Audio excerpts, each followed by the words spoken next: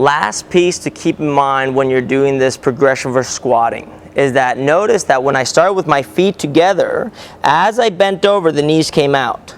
What is happening here is that because we have cut down the degrees of freedom of movement for the hip, as I flex, it has to go somewhere. And where it goes into where I have muscular tension, which is external rotation.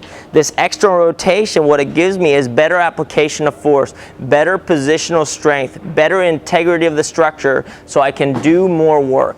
It's going to feel harder, but harder doesn't mean that it's not better. So this is something to think about and keep in mind.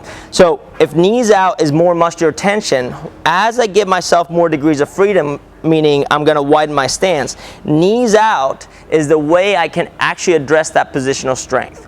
Now, some of you guys may have heard, before you squat, you need to squeeze your butt. Squeezing your butt will stabilize the pelvis, allow the spine to align. But it does another thing. It doesn't just extend the hips. It also externally rotates the femur. The femurs open up and they start winding into the ground. That wind up is what some people call torque. And that torque, if you think about it as a vector, that rotation going outward creates a vector that projects in, and that's my application of force. So knees out is essential to make this thing happen.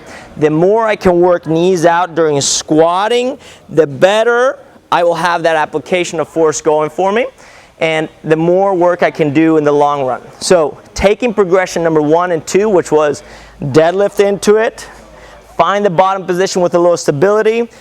Once you get that, we can do it right here. I deadlift into my squat, finish, deadlift back in, and I'm out.